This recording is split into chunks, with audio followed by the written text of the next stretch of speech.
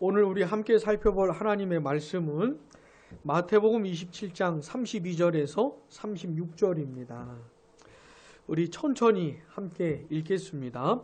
나가다가 시몬이란 구레네 사람을 만나매 그에게 예수의 십자가를 억지로 지어가게 하였더라. 골고다 즉 해골의 곳이라는 곳에 이르러 쓸개 탄 포도주를 예수께 주어 마시게 하려 하였더니 예수께서 맛보시고 마시고자 하지 아니하시더라. 그들이 예수를 십자가에 못 박은 후에 그 옷을 제비 뽑아 나누고 거기 앉아 지키더라. 아멘. 자, 지난 시간에는 예수님의 탄생의 비밀을 생각해 보았습니다. 이 세상 모든 사람들과 다른 방식으로 예수님은 태어나셨어요. 이것이 아무리 과학으로 설명이 안 되고 인간의 이성으로 납득이 안 된다 할지라도 하여튼 끝까지 이걸 믿는 이 믿음의 고백을 하는 겁니다. 자, 예수님은 어떻게 해요? 성령으로 잉태가 되셔서 처녀에게서 태어나신 것을 우리는 믿는 겁니다. 이걸 믿는 거예요. 절대로 포기할 수가 없어요. 왜냐하면 예수님은 그렇게 태어나시면서 하나님과 사람 사이에 그 중보자로서의 완벽한 조건을 갖추셨기 때문에 그런 겁니다. 예수님은 중보자로 오신 거예요. 신성을 가지신 하나님이실 뿐만 아니라 인성을 가지신 완전한 사람이신 걸 믿는 겁니다. 여러분, 우리가 조금 있으면 성탄절 다가오지요. 누군가 굉장히 좋아하는 굉장히 기대하고 있는 성탄절. 근데 기대하는 목적은 좀 다른 것 같아요. 자, 성탄절 무슨 날이에요? 크리스마스. 무슨 날이에요? 크리스마스가? 예수님 탄생일. 예수님이 태어나신 것을 기념하는 날이 크리스마스잖아요. 근데 왜 그렇게 기뻐하는 겁니까? 예수님 오신 게. 예수님 태어나신 게 뭐가 그렇게 기쁘다는 거예요? 성령으로 잉태되셔서 처녀에게서 태어났기 때문에 기쁜 겁니다. 성령으로 잉태되셔서 처녀에게서 태어났기 때문에 기쁜 거예요. 우리처럼 똑같이 태어나면 기쁜 거 하나도 없어요. 뭐가 기뻐요, 그게. 근데 성령으로 잉태되셔서 처녀에게서 태어났기 때문에 신성과 인성을 가지신, 특별히 죄 없는 사람으로 태어나신 그 예수님의 중보자가 오신 것이기 때문에 기쁜 거예요. 여러분, 우리의 모든 죄를 용서받고 내가 하나님께 나아갈 수 있고 나를 하나님이 받아주시고 내 마음, 내 생각, 내 인생, 나의 예배, 나의 기도, 나의 찬송, 나의 삶, 이 모든 걸 하나님이 받아주시고 또 하나님과 내가 교제하고 하나님이 나에게 사랑을 베풀어 주시고 긍휼히 여겨주시는 이 모든 거 있잖아요. 이 모든 게 다 누구에게 달려있는 겁니까? 중보자에게 달려있는 것이에요. 중보자에게. 100% 중보자에게 달려있는 겁니다. 전부 다 중보자에게 달려있는 것이에요. 근데 우리 예수님이 그 중보자로 오셨기 때문에 그래서 기쁜 거예요. 그래서. 사랑하는 여러분, 꼭 기억하십시오. 우리 예수님은 어떻게 해요? 성령으로 잉태되셔서 처녀에게서 태어나셨다는 걸 꼭 기억을 하셔요. 이건 우리가 고백을 하는 겁니다. 자, 그렇게 예수님이 태어나셨어요. 아기 예수로 태어나셨어요. 그리고는 이 세상에서 약 33년 반 동안 사셨습니다. 그러니까 짧은 인생을 사신 거지요. 35세도 넘기질 않으셨어요. 33년 반 정도 사셨어요. 자, 예수님의 이 짧은 인생을 한마디로 요약을 하면 한마디로 뭐라고 할 수 있을까요? 여러분, 이 세상에 태어난 모든 사람들을 평가하시는 분이 계세요. 이 세상에 모든 사람 태어나잖아요. 태어나서 살다가 죽지 않습니까? 그 모든 사람들을 평가하는 분이 계세요. 누굴까요? 누굴까요? 하나님이세요. 생명을 주신 그분 있잖아요. 모든 인간들에게 생명과 호흡을 주신 분이 있잖아요. 인생을 주신 그 하나님이 평가하시는 거예요. 사랑하는 여러분, 우리 친구들 대충 살면 안 돼요. 만약에 평가하는 분이 안 계시다면, 내 인생을 평가하고 심판하는 분이 안 계시다면 아무렇게나 살아도 되지요. 여러분들 하고 싶은 대로 하세요. 그냥. 그래도 되지요. 뭐. 근데 그러면 안 되는 이유가 뭐예요? 평가하는 분이 계셔요.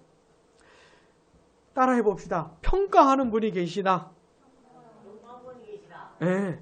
내 인생을 평가하고 심판하는 분, 재판하는 분이 계시기 때문에 대충 살면 안 되는 것이에요. 자, 재판하는 분이 계시다는 걸 기억하고, 두 번째, 재판하는 기준이 뭐냐 그러면 하나님이 보시기에 내 인생을 평가하시는데, 그러면 무슨 내용을 갖고 도대체 평가를 한다는 말이냐, 이걸 알아야 되겠죠. 여러분, 평가 내용이 뭡니까? 평가 기준이 뭐예요? 온 율법과 선지자의 강령 속에 이 평가 기준을 담아 두셨어요.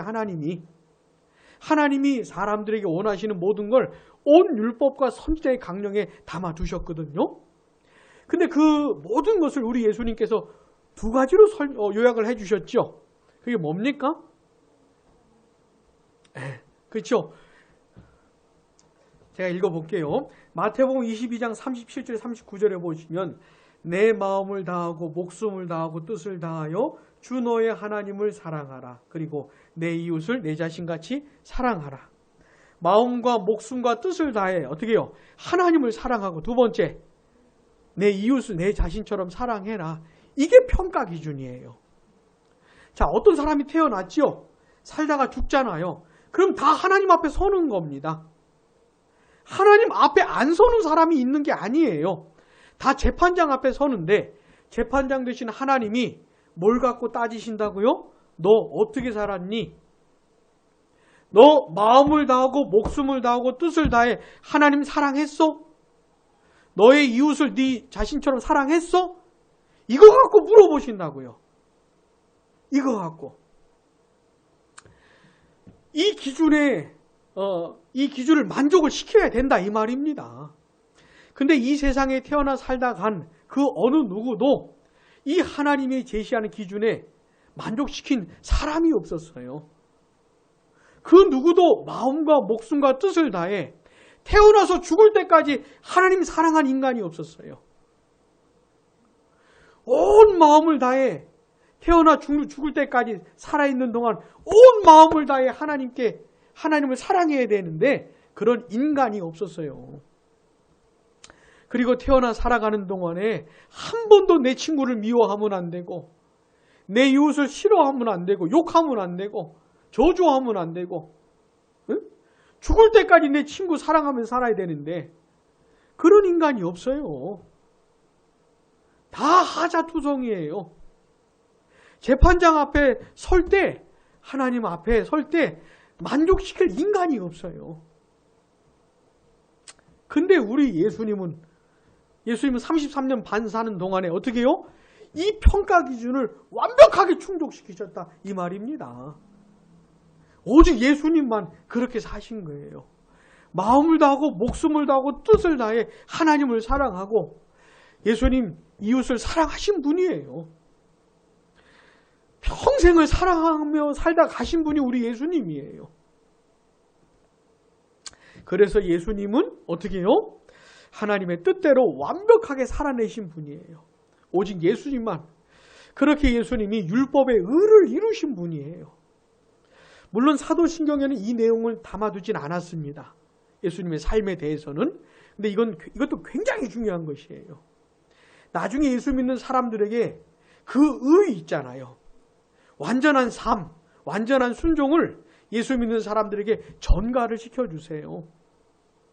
그래서 예수 믿는 사람을 하나님이 보실 때 어떻게 보시는 겁니까? 완벽하게 산 사람으로 보시는 거예요. 태어나서 죽을 때까지 마음과 목숨과 뜻을 다해 진짜 하나님을 사랑하고 내 이웃을 내 몸처럼 사랑한 사람으로 여겨주시는 거예요. 예수 믿는 사람을. 그러니 이게 얼마나 놀라운 겁니까? 이거 잊으시면 안 돼요. 여러분, 우리는 있잖아요. 예수님의 의를 힘입어 사는 거예요. 내가 뭐 이렇게 신앙생활 잘하고 뭘 그렇게 하나님 사랑하고 이웃을 사랑했다고 그런 나의 의를 붙잡고 사는 게 아니고 예수님의 의, 완전하게 순종한 예수님의 의 있잖아요. 그 예수님의 의를 힘입어서 예수님을 힘입어 살아가는 것이에요. 이거 나중에 더 얘기합시다. 자, 그렇다면 그 예수님, 죄 없는 사람으로 태어나서 죄를 한 번도 지은 적도 없는 예수님, 거룩하신 예수님, 악이 없는 예수님, 흠이 없는 그 예수님이 사도신경에 보니까 그 다음 성령으로 잉태하사 동정녀 마리아에게 나시고 그 다음 대목을 보니까 이상한 얘기가 나오는 겁니다.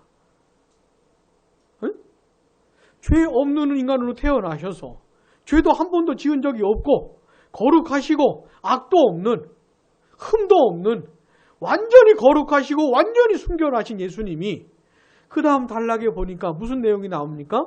본디오 빌라도에게 고난을 받으사 십자가에 못 박혀 죽으시고 장사되셨다는 얘기가 나오는 거예요. 세상에 이것보다 이상한 얘기가 없지요. 응? 그렇게 거룩하시고 순결하신 예수님이 고난을 받으시고 십자가에 못 박혀 죽으시고 무덤에 묻히시고 이건 진짜 예수님하고 안 어울리는 얘기가 나온다 이 말입니다. 사도신경에. 오늘은 그 얘기를 좀 생각해 보려고 하는 거예요. 예수님한테 진짜 안 어울리는 그 얘기를 생각해 보려고 하는 겁니다. 자, 우리 사도신경에 나오는 본디오 빌라도는 사람의 이름이에요. 사람 이름. 본디오가 이름이고 빌라도가 성이에요. 성. 그러니까 본디오 빌라도라고 하는 사람이 있었던 거예요. 그 당시 유대 땅은 로마 제국이 지배하던 그런 시절이었습니다. 그래 티베리우스 황제가 유대 땅 제5대 총독으로 본디오 빌라도를 파송을 한 겁니다. 파견을 한 거, 임명을 한 겁니다. 그래 이 본디오 빌라도라고 하는 사람이 AD 26년에서 36년 사이에 유대 땅을 실제로 다스린 거예요. 그러니까 본디오 빌라도는 역사에 실존했던 인물입니다.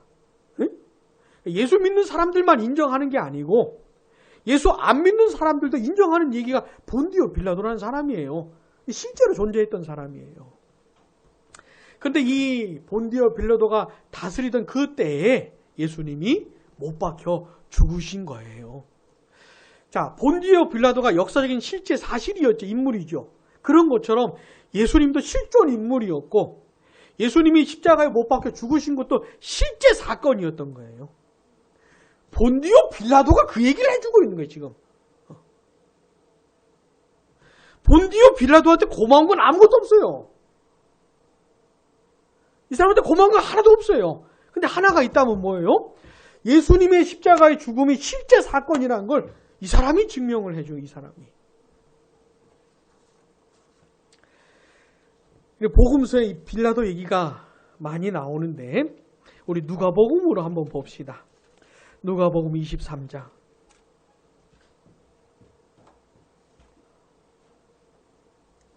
그래도 본디오 빌라도는 좀 양심적인 사람이었어요. 로마인들 자체가 법을 중요하게 생각하는 사람들이기도 했지만은 이 빌라도는 그래도 좀 양심이 있는 사람인데, 자, 누가복음 23장 1절 보세요. 무리가 다 일어나 같이요 예수를 빌라도에게 끌고 가서, 왜냐하면 이 유대인들이 로마의 지배를 받고 있었기 때문에 사형을 집행할 수가 없어요. 누구를 죽이고 싶어도 사형을 언도할 수가 없어요. 이 로마에게 권한이 있는 거예요. 이 사람들이 예수를 죽이고 싶은데 자기들이 죽일 권한이 없으니까 로마 총독에게 가가지고 그 빌라도에게 데리고 가가지고 이제 그 일을 하려고 하는 겁니다. 2절 같이요. 고발하여 이르되 우리가 이 사람을 보매 우리 백성을 미혹하고 가이사에게 세금 바치는 것을 금하며 자칭왕 그리스도여라 하더이다 하니 아멘. 사람들이 이렇게 고발을 한 거예요. 자, 4절 한번 보세요. 같이요. 빌라도가 대제사장들과 무리들에게 이르되 내가 보니 이 사람에게 죄가 없다. 그러니까 총독 빌라도가, 본디오 빌라도가 재판을 해봤더니, 신문을 해봤더니 죄가 없다는 것이에요. 빌라도가 이런 얘기를 해, 빌라도가. 자, 13절 다시 봐봐. 13절. 빌라도가 대제사장들과 관리들과 백성을 불러 모으고 이르되 같이요. 너희가 이 사람이 백성을 미혹하는 자라 하여 내게 끌고 왔도다. 보라, 내가 너희 앞에서 신문하였으되 너희가 고발하는 일에 대하여 이 사람에게서 죄를 찾지 못하였고, 아무리 신문을 해도 빌라도가 죄를 못 찾겠는 거예요. 예수는 죄가 없다라고 빌라도가 얘기를 해주고 있는 것이에요. 근데 사람들이 계속 예수를 몰아붙이는 겁니다. 빌라도를 몰아붙이는 거예요. 십자가 못 박아 죽이라고. 자, 20절 봐보세요. 빌라도는 예수를 놓고자 하여 다시 그들에게 말하되 그들은 소리질러 이르되 같이요. 그를 십자가에 못 박게 하소서, 십자가에 못 박게 하소서 하는지라. 아멘. 22절. 빌라도가 세 번째 말하되 이 사람이 무슨 악한 일을 하였느냐. 나는 그에게서 죽일 죄를 찾지 못하였느니 때려서 놓으리라 하니. 그래도 양심적인 사람이요, 이 빌라도가. 아니, 아무리 신문을 해봐도 죄가 없다, 예수는. 그냥 때리고 놓아줄게. 그런 거예요. 근데 사람들이 어떻게 해요? 계속 빌라도를 몰아붙인 겁니다. 다만 이 빌라도가 양심적이긴 했지만 이 대세를 꺾지를 못하는 거죠. 목숨 걸고 아니면 아니라고 했어야 되는 건데 빌라도가 재판장으로서 이 무리들을 의식하고 이 무리들을 만족시켜 주려고 이렇게 그냥 한 거예요. 그렇게 이 빌라도가 예수님을 향해 사형 언도를 한 겁니다. 사형 언도를 한 거예요. 23절, 24절 같이요. 그들이 큰 소리로 재촉하여 십자가에 못 박기를 구하니 그들의 소리가 이긴지라. 이에 빌라도가 그들이 구하는 대로 하기를 언도하고. 아멘. 이 본디오 빌라도가 계속 예수님은 죄가 없다고 이렇게 하다가, 그렇게 증거하다가 이 무리들이 너무 심하게 요구를 하니까 그들을 만족시켜 주려고 십자가형을 언도한 거예요. 본디오 빌라도가. 여러분, 사도신경에 본디오 빌라도 이름이 나오지요? 이거 굉장히 중요한 것이에요. 그 사람의 이름을 꼭 기록해야만 됐던 이유가 뭡니까? 그 사람이 역사적인 실존 인물이라는 거예요. 그런 것처럼 예수님의 십자가 사건도 실제 사건이라는 거예요. 본디오 빌라도가 사형 언도를 내렸어요. 사랑하는 여러분, 우리 예수님이 십자가에 못 박혀 죽으신 것은 소설이 아닙니다. 역사의 한복판에 있었던 사건이에요. 실제 사건입니다. 보통 이 십자가형이 언도되면은 그 다음에 무슨 그 집행을 어떻게 하냐면 십자가형을 받은 사람들을 끌고 가가지고 로마 군인들이 일단 채찍질을 때립니다. 채찍질. 가죽으로 만든 채찍이고 그 끝에 쇠 조각이나 뼈 조각 같은 건 납덩어리 같은 걸 붙여놔요. 이 못 같은 걸 붙여놔요. 그 채찍에. 그걸로 이제 채찍질을 하는 겁니다. 십자가형을 받은 사람들. 두세 대 맞으면 맛이 가는 거예요. 아마 우리 중에는 한 대 맞고 기절하는 사람이 있을지 몰라요. 이미 만신차이가 되는 거예요. 그러니까 채찍질 당하면서 사람이 맛이 가는 거예요. 거의 죽는 거예요. 그러니까.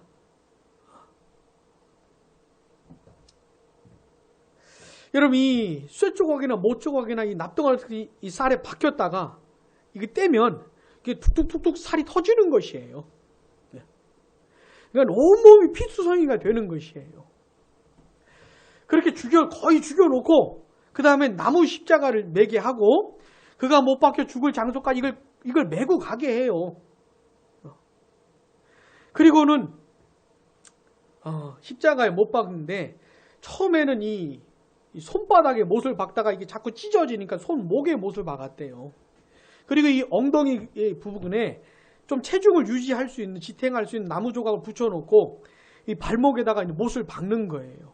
그리고는 이렇게 높이 쳐드는 겁니다.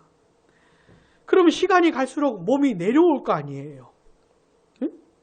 그러니까 그 나무 조각은 아무 소용이 없는 것이죠. 그렇게 어떤 사람은 며칠 동안이나 십자가에 달려있다가 죽은 사람도 있다 그래요. 그러니까 십자가는 있잖아요.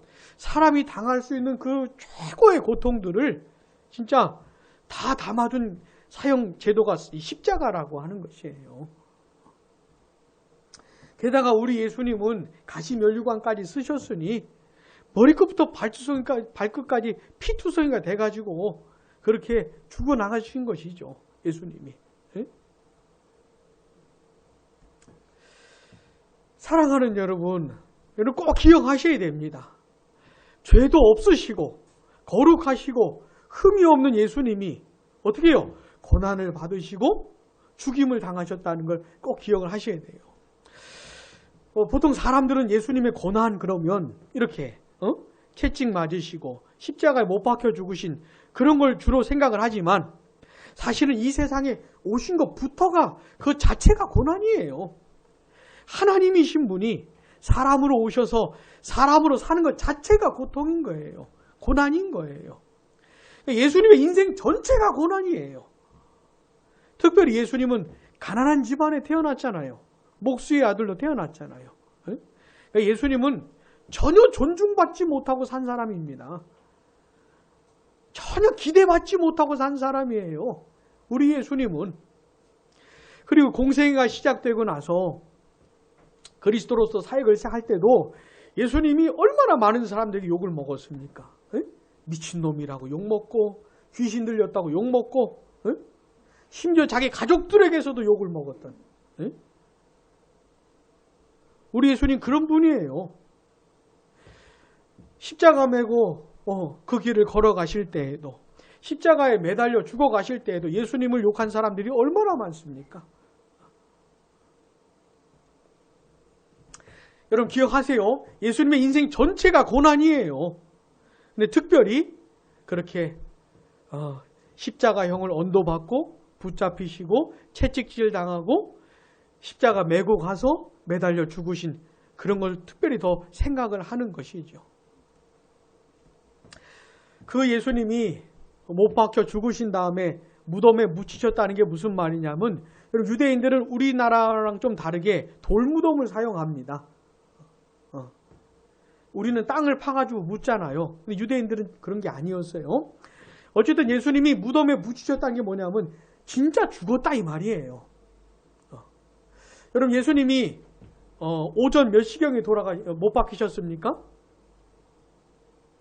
오전 9시경에 못 박히셨다가 몇 시경에 돌아가셨어요? 3시경에 돌아가셨잖아요. 진짜 죽은 거예요. 근데 죽은 다음에 로마 군인이 예수님의 옆구리를 창으로 찔렀잖아요. 왜 찔렀을까요?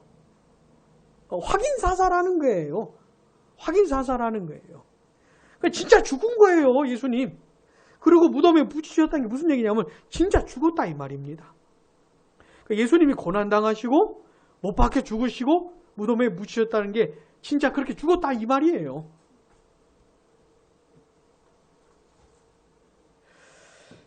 사랑하는 여러분, 이 사실을 많이 생각해 보세요. 이 사실을. 예수님이 고난당하시고 죽임당하셨는데 이 사실을 많이 생각을 해보세요.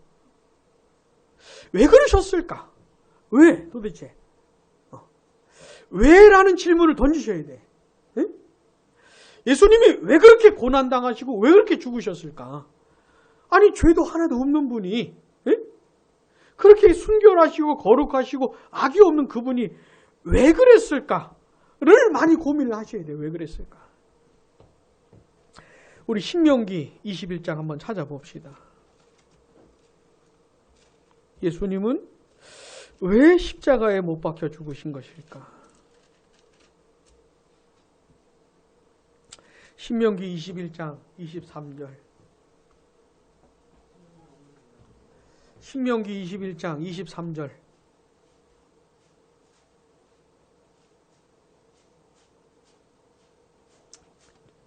구약성경 295쪽이요. 같이요. 시작. 그 시체를 나무 위에 밤새도록 두지 말고 그날에 장사하여 내 하나님 여호와께서 내게 기업으로 주시는 땅을 더럽히지 말라. 나무에 달린 자는 하나님께 저주를 받았음이니라. 아멘. 나무에 달린 자는 하나님께 저주를 받은 것이에요. 그래서 누구든지 나무에 달려 죽은 사람을 밤새도록 두지 말라는 겁니다. 빨리 끌어내리라 이 말이에요. 왜? 저주받은 사람이니까. 자, 나무에 달려 죽은 사람은 어떤 사람이라고요? 저주받은 사람이라고요. 이걸 확 드러내는 겁니다. 예수님은 어떤 분이세요? 나무에 달려 죽은 자입니다. 예수님은. 응? 예수님은 나무에 달려 죽은 사람이에요. 그러니까 저주받은 놈입니다. 예수님은.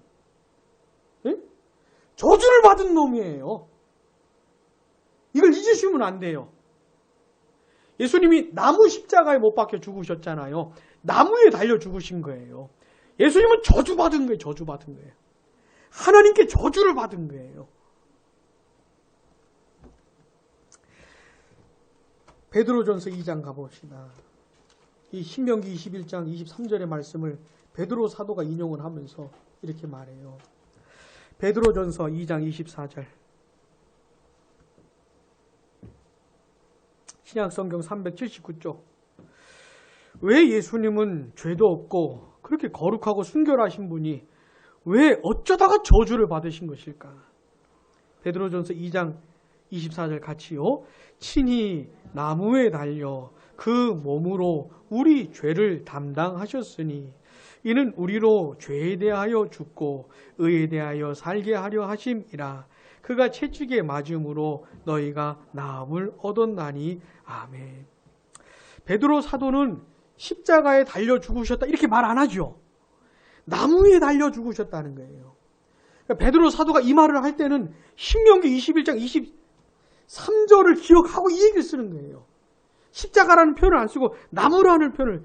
유대인들은 다 알아요. 다 알아. 나무에 달려 죽은 놈은 저주받은 놈이라는 걸 다 알아요. 다 알아. 예수님은 나무에 달려 죽어 저주받은 거예요. 근데 죄도 없는 분이 왜 그랬다는 겁니까? 왜 저주를 받았다는 겁니까? 보니까 우리 죄를 담당하려고. 우리 죄 때문에, 나 때문이야. 나 때문에. 죄를 내가 지었잖아요. 그럼 저주를 내가 받아야 되는데 예수님이 대신 받았다 이 말이에요. 예수님은 나무에 달려 죽을 이유가 하나도 없어요. 저주받을 이유가 하나도 없어요. 저주는 내가 받아야지. 하나님의 저주는 내가 받아야지요. 왜? 죄는 내가 지었으니까. 아까 하나님 평가하신다 그랬지, 심판하신다 그랬잖아요. 재판하신다 그랬잖아요. 근데 하나님께서 재판하실 때 하나님을 만족시키지 못하는 사람들은 다 그 대가를 치르게 돼 있는 것이에요. 마음과 목숨과 뜻을 다해 하나님을 사랑하지도 않고 내 이웃을 내 몸처럼 사랑하지도 않은 사람들은 반드시 대가를 치르는 것이에요. 인생은 장난이 아니에요. 그러니까 장난이 아니에요. 우리 하나님은 만홀히 여기는 받는 분이 아니에요. 내가 장난 걸 만한 분이 아니에요. 대충 넘어가 주는 분은 아니에요. 이런 부모님은 대충 넘어가 주죠. 간절한 눈빛을 보내면 이길 수가 없어요. 이렇게 눈물을 이렇게 글썽글썽하면 이길 수가 없어. 자녀들을 이기가 힘들어. 예? 근데 하나님은 그렇지 않아요. 예? 대충 넘어가지는 게 없어요. 반드시 대가를 치러요. 반드시. 하나님의 뜻대로 안 살면 반드시 저주를 받는 겁니다. 하나님의 저주를 받는 것이에요. 근데 우리 예수님이 뭐라는 거예요? 대신 받았다 이 말입니다. 내가 받아야 될 하나님의 저주를 누가? 예수님이 대신 받았다 이 말이에요. 갈라디아서 3장 또 봅시다. 사도 바울도 이 구절을 인용하면서 이 얘기를 해줘요. 갈라디아서 3장 신약성경 304쪽 갈라디아서 3장 13절 같이요. 그리스도께서 우리를 위하여 저주를 받은 바 되사 율법의 저주에서 우리를 속량하셨으니 기록된 바 나무에 달린 자마다 저주 아래에 있는 자라 하였습니다. 아멘. 우리를 위해서 저주를 받았다는 겁니다. 예수님께서. 율법의 저주에서 우리를 건져주시려고. 율법의 저주라는 게 뭐냐면 이 세상에 태어난 모든 인간들은 하나님의 뜻대로만 살아야 돼요. 왜? 하나님이 생명을 주셨으니까. 하나님이 인생을 주셨으니까 그분 뜻대로 살아야 돼요. 그분 뜻대로 안 살잖아요? 못 살잖아요? 그러면 저주를 받는다 이 말입니다. 근데 그 하나님의 뜻대로 살 능력이 없어요. 에? 평생 마음과 목숨과 뜻을 다해 하나님을 사랑할 능력이 없어요.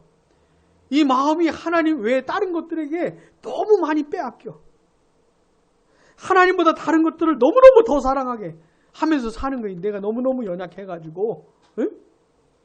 그러니까 이 율법을 지킬 능력이 없어요. 하나님 뜻대로 살 수가 없어요.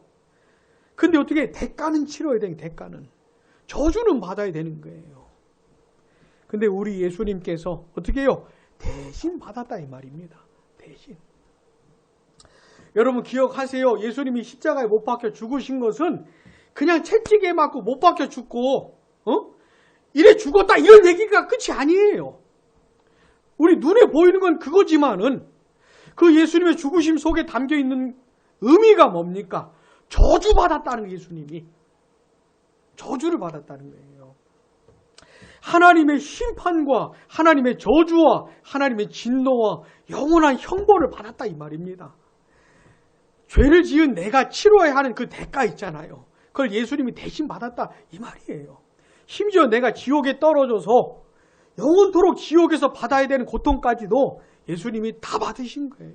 예수님이. 여러분 예수님이 오전 9시경에 못 박히셨다 그랬잖아요. 오후 3시경에 돌아가셨다 했지요. 자 9시경에 못 박히시고 12시가 되었을 때 갑자기 무슨 일이 벌어졌습니까? 세상이 캄캄해졌지요. 캄캄해졌지요. 그리고 오후 3시까지 그 어둠이 계속되었었는데 예수님 오후 3시 어둠 속에서 뭐라고 소리 질렀어요? 무슨 뜻이에요? 나의 하나님, 나의 하나님, 왜 나를 버렸냐고. 라고 소리를 지르고 죽으셨어요. 예수님이. 응? 죄를 한 번도 지은 적이 없어요. 완벽하게 거룩하세요. 너무너무 정결하세요. 아니 그런 예수님이 왜 그런 죽음을 당하셨을까? 여러분 이 3시간의 어두움이 뭐냐면 하나님의 저주가 마지막으로 쏟아지는 시간인 거예요. 응? 저주받았잖아요. 예수님은. 하나님의 저주가 그냥 마지막 막바지로 쏟아지는 시간이 이 3시간의 어두움이었어요. 하나님의 진노와 영원한 형벌이 마지막으로 쏟아 부어지는 다 퍼부으시는 그런 시간이 이 3시간의 어두움이었어요. 하나님이 저주를 다 퍼부으시고 나서 자기 아들을 어떻게 해요? 버린 거예요. 관계를 완전히 끊어버린 거예요. 하나님 아버지가 그 아들 예수님을 버린 거예요. 버림받은 거예요. 예수님이 그렇게. 그 저주와 진노를 다 받으시다가 다 받으시고 하나님 아버지로부터 버림받은 거예요. 그러니까 소리 지른 겁니다. 왜 나를 버리셨냐고.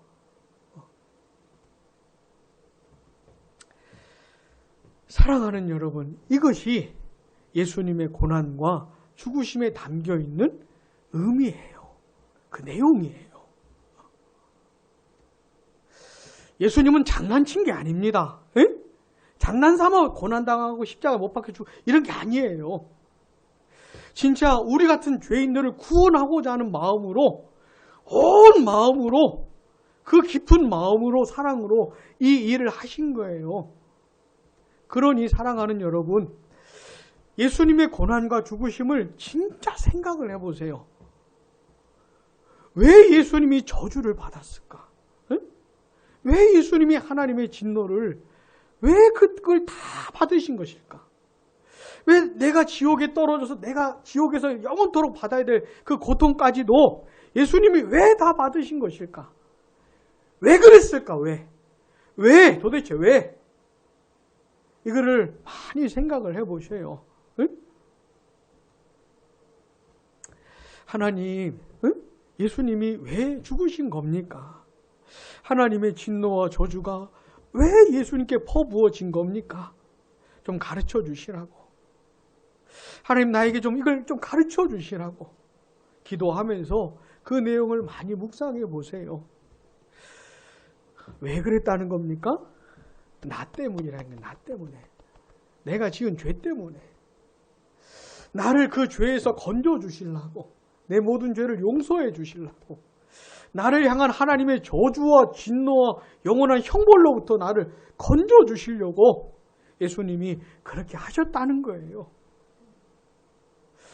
하나님 아버지 좀 가르쳐 주시라고. 응? 이게 얼마나 큰 은혜인지.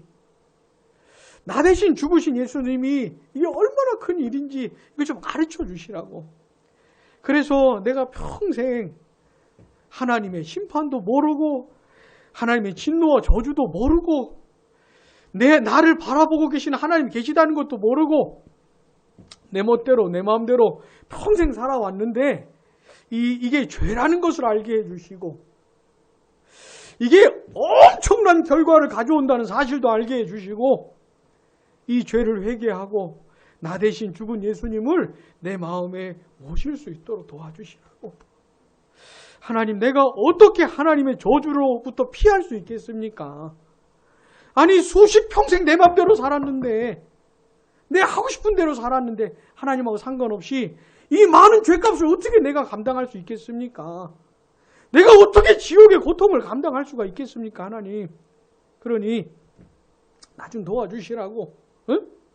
내가 진짜 회개하고 예수님을 나의 구주로 구원자로 모시게 해주시라고. 나에게 역사해 달라고. 이 얘기가 나에게 장난으로 와닿지 않게 해주시라고. 이게 내 얘기로 와닿게 좀 해주시라고. 응? 기도하시기를 바라요. 요걸 경험한 사람들이 예수 믿는 사람인 거예요. 이게 장난이 아니고 남 얘기가 아니고 내 얘기로 와닿게 된 사람이 예수 믿는 사람입니다. 그럼 한번 생각을 해보세요. 이 얘기가 진짜 내 얘기로 와닿으면 얼마나 심각해지겠어요. 응? 이 얘기가 내 얘기로 와닿게 되면 이게 얼마나 대단한 내용이겠습니까? 이게. 그런 일이 나에게 있게 되도록 기도하시길 바라요. 은혜를 구하시기 바랍니다. 사랑하는 여러분, 이 예수님 많이 생각해 보세요. 많이 생각해 보세요. 혹시 하나님의 은혜가 내 마음에서 사라지고 하나님이 날 얼마나 사랑하는지 날 얼마나 귀하게 여기시는지 이런 거 잘 모르게 되었다면은 이런 은혜의 감격과 감동이 사라졌다면은 예수님의 십자가를 많이 생각해 보세요. 많이 생각해 보세요. 이 죽으심을 많이 생각해 보세요. 그리고 하나님이 진짜 날 사랑하시는 건지 의심이 생기고 하나님이 날 버리신 건 아닐까? 과연 내가 죽는 날까지 하나님 나와 함께 하실까? 이게 의심이 생기고 불안하면 예수님의 십자가를 많이 생각해 보세요. 이렇게까지 하시면서 날 구원해 주신 하나님이 어떻게 날 버리시겠어요? 자기 아들을 십자가에 못 박아 죽게 하시면서까지 저주와 진노를 퍼부으시면서까지 구원하신 나를 하나님이 어떻게 버리겠어요? 도대체. 여러분, 예수님보다 다른 것들을 더 사랑하고 내 마음이 온통 예수님 아닌 다른 것들에 마음이 뺏기고 그러면은 예수님의 십자가를 많이 생각해 보세요. 진짜 그래 살 수 있는지 내가 내 마음과 내 진심과 내 사랑을 예수님이 아닌 다른 것들에게 줘도 되는 건지 예수님보다 딴 걸 더 사랑해도 되는 건지 십자가를 많이 생각해 보세요. 예수님은 이렇게까지 하셨는데 내가 어찌 예수님보다 다른 걸 더 사랑할 수 있겠는지 내가 어찌 예수님의 뜻대로 살지 않을 수가 있겠는지 그러니까 여러분 예수 믿는 사람들의 모든 답은 여기에 있는 겁니다. 예수님의 고난과 십자가의 죽으심이 내 얘기로 와닿을 때 있잖아요. 여기서부터 시작이 되고 여기서부터 하나님의 자녀로 살게 되는 것이고, 여기서부터 회복이 되는 것이고, 여기서부터 힘을 얻는 것이고, 하여튼 모든 게 다 여기 들어있는 거예요. 여기.